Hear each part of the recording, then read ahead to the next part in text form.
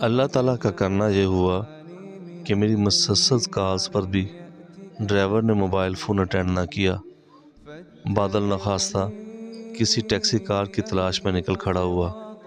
ابھی چند قدم کا فاصلہ طے کیا تھا کہ مخالف سمت سے آنے والی روڈ، جو رات کا کافی حصہ بیت جانے کی وجہ سے ویران سنسان پڑی تھی، اس روڈ پر دو گاڑیاں نظر آئیں۔ گاڑیاں لگژری اور ہیوی برانڈز کی معلوم ہوتی تھیں۔ ابھی میں ان کے متعلق سوچ ہی رہا تھا کہ ان گاڑیوں کا رات کے اس پہر اس روڈ پر کیا کام کہ میرے فون پر بیل بجنے لگی۔ میں نے سمجھا میرا ڈرائیور کال کر رہا ہوگا۔ میں نے جیسے ہی فون نکالا، وہی گاڑیاں نزدیکی یو ٹرن سے مڑ کر میرے دائیں جانب آن کھڑی ہوئیں۔ پلک جھپکتے ہی آدمی جو چہرے پر نقاب پہنے ہوئے تھے، جن کی تعداد کے بارے میں کنفرم نہیں ہوں، گاڑی سے نکلے۔ دوسری گاڑی نے پہلی گاڑی کو کور کیا۔ آدمیوں نے میری جانب کوئی سپرے کیا اور اس کے بعد مجھے کچھ پتہ نہیں۔ البتہ جب مجھے ہوش آئی تو میں ایک کمرے میں زنجیروں سے جکڑا ہوا تھا، اور مجھے اس وقت معلوم ہوا کہ میں اغوا ہو چکا ہوں۔ جب مجھے ہوش آیا تو میں ایک کمرے میں بند تھا۔ دو گن مین بھی کمرے میں موجود تھے، جنہوں نے مجھے خاموش رہنے کو کہا۔ ان کے بولنے سے اندازہ ہوا کہ ازبک یا تاجک تھے۔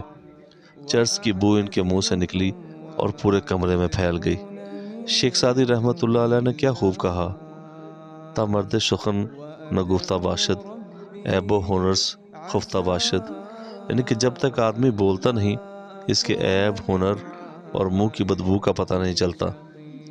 ان دونوں میں سے ایک نے آواز دی اور باہر سے 4 افراد کمرے میں داخل ہوئے اور میرے پاس آ کر کہنے لگے اپنے والد صاحب کا نمبر دو۔ میں نے غرض اور غائط پوچھی تو انہوں نے کہا جتنا کہا گیا ہے بس وہی کرو، اگر اس جگہ سے زندہ واپس جانا چاہتے ہو تو۔ میں نے والد صاحب کا نمبر دے دیا۔ ان 4 افراد میں سے 2 افراد کمرے سے باہر نکل گئے۔ چاروں باریش تھے۔ 2 افراد اپنے حلیے سے 40+ لگ رہے تھے اور انہوں نے مہندی سے اپنی داڑھی اور سر کے بال رنگ رکھے تھے۔ تھوڑی دیر ہی گزری تھی کہ دونوں افراد آگ بگولا ہوتے ہوئے کمرے میں داخل ہوئے، جو والد صاحب کا نمبر لے کر گئے تھے۔ آتے ساتھ انہوں نے مجھے زد و کوب اور گالی گلوچ کرنا شروع کر دیا۔ ہستی کا آہنگ نہ ٹوٹے، مطرب ساز بجاتے رہنا۔ میرے پاس بیٹھے ہوئے دونوں باریش افراد نے باہر سے آنے والے افراد سے استفسار کیا اور آگ بگولا ہونے کی وجہ دریافت کی تو انہوں نے بتایا کہ اس نے غلط نمبر دیا ہے۔ سامعین، ناظرین اور قارئین کے اطلاع کے لیے عرض کرتا چلوں، نمبر تو میں نے صحیح ہی دیا تھا، لیکن وہ مجھے کسی اور انسان کے یا کسی اور آدمی کے بلیکھے میں اٹھا لائے تھے۔ کافی زد و کوب کے بعد جب ان پر حقیقت آشکار ہوئی تو انہیں اب اپنی غلطی کا احساس ہوا۔ انہوں نے مجھے تسلیاں دینا شروع کر دیں اور کہنے لگے 1 یا 2 دن ہمارے پاس رکو، اس کے بعد آپ کو چھوڑ دیں گے۔ کیوں نہ ایک جھوٹی تسلی پہ قناعت کر لیں۔ لوگ کہتے ہیں دم خواب حسین ہوتے ہیں۔ وہ کھانا لے کر آئے۔ کھانے میں نشہ آور ادویات کی آمیزش تھی، جس کی بدولت میرے چند لقمے کھانے کے بعد مجھے کچھ ہوش نہ رہا۔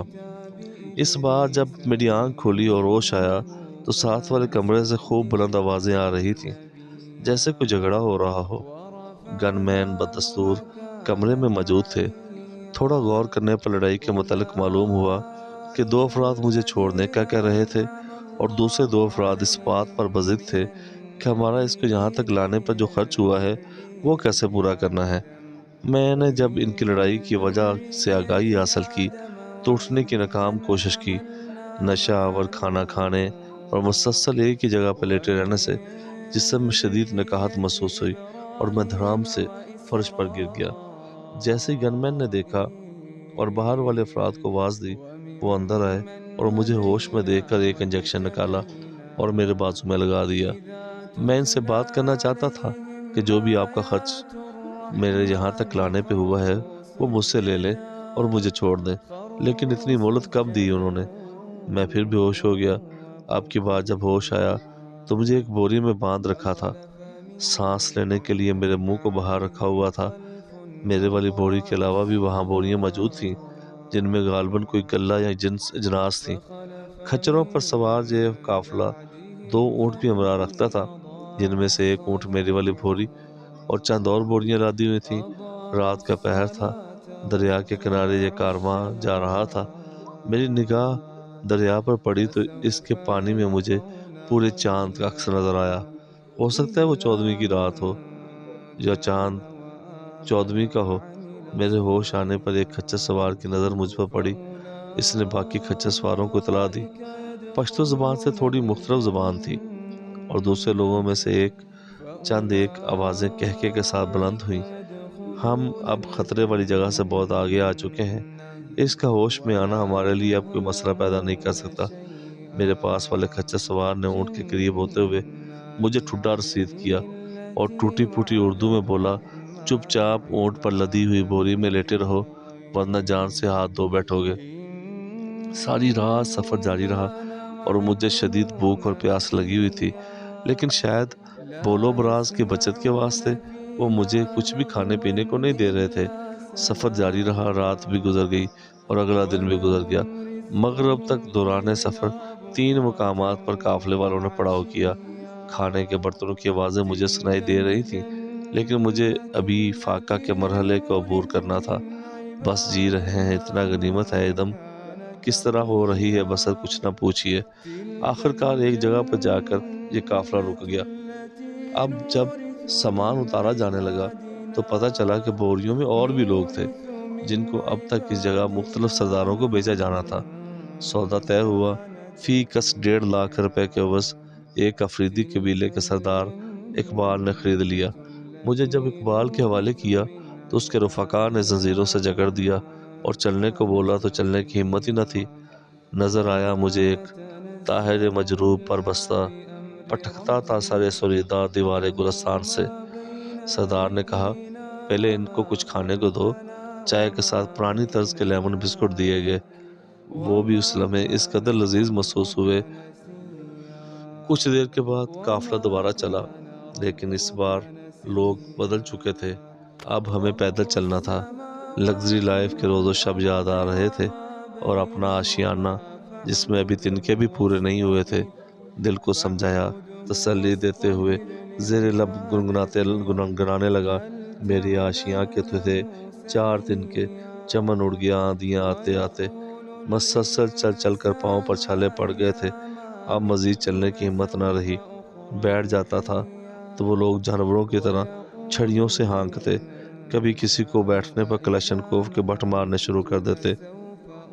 2-3 بار تو احتجاج کیا ان مارنے والوں کے خلاف اور مار کھانے والوں کے حق میں، لیکن بہت جلد میں ان کے تیور جان گیا کہ اب مزید ان سے بحث و تکرار کرنے سے اپنے اور اپنے ساتھ پیدل چلنے والوں دیگر اسیران کے لیے مشکل میں اضافہ ہوگا، کوئی کمی نہیں۔ ہم کہاں کے تھے نادان، ہم کہاں کے تھے دانا، کس ہنر میں تھے یکتا، بے سبب ہوا غالب دشمن آسمان اپنا۔ ساری رات سفر جاری رہا۔ بالآخر سورج طلوع ہونے سے چند منٹ پہلے ہمیں ایک کچے ڈبل منزلہ مکان میں ٹھہرایا گیا۔ مکان میں 4 پائیاں موجود تھیں۔ اقبال نے 4 افراد کا سودا کیا تھا، لیکن وہ 2 کو کسی اور مکان میں لے جانے کو کہا اور مجھے اور ایک دوسرے بندی کو وہاں پہ پڑی ہوئی 4 پائیوں سے باندھ دیا گیا۔ اس باندھنے کے عمل کے دوران مسلسل گن مین ہمارے اوپر بندوقیں تانے کھڑے رہے۔ تمام لوگ ہمیں باندھنے کے بعد ناشتہ کرنے لگے۔ جو ناشتہ اس 2 منزلہ کثیر کمروں پر مشتمل کچے مکان میں پہلے سے موجود خواتین نے تیار کر رکھا تھا، وہ خواتین تمام قافلے میں شامل افراد کے سامنے نمک والے پراٹھے اور چائے رکھ رہی تھیں۔ تمام خواتین باپردہ تھیں اور انہوں نے بڑی بڑی سی چادریں اوڑھ رکھی تھیں۔ ایک عمر رسیدہ بوڑھی عورت نے ہم دونوں کو چارپائی پر لیٹے لیٹے پراٹھے کے 2-4 نوالے کھلائے۔ رات بھر کی تھکاوٹ کا اثر تھا یا پھر کافی دنوں بعد پراٹھے کھانے کا نشہ۔ جلد ہی نیند کی آغوش میں چلا گیا۔ جب میری آنکھ کھلی تو تمام لوگ اپنی اپنی چارپائی پر سو رہے تھے۔ گردن گھمانا تو ممکن ہرگز نہ تھا، البتہ نظر گھمائی تو ساتھ والی چارپائی پر بندھے ہوئے دوسرے بندی قیدی کو انتہائی مضطرب دیکھا۔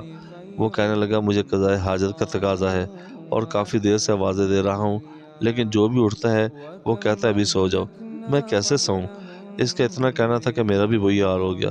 میں نے بھی آوازیں دیں، بھائی جان، چاچا جان، بہت دفعہ کہا۔ ماما جان اس لیے نہ کہا کہ سن رکھا تھا کہ پٹھان لوگ ماما جان کہنے کو گالی سمجھتے ہیں، انکل اس لیے نہ کہا کہ یہ بھی افواہ تھی کہ پٹھان انکل کہنے پر شوٹ کر دیتے ہیں کہ انگریزوں کی زبان کیوں بولی۔ کافی دفعہ پکارنے کے بعد معلوم ہوا کہ تمام بے سود سوئے ہوئے ہیں۔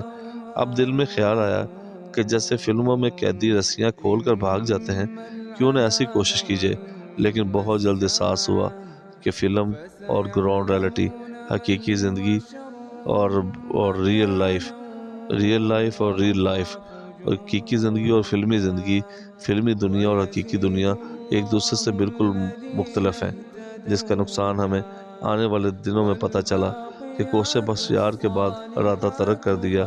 وار ہے میری ہمتوں کی پستی، میرے شوق کی بلندی۔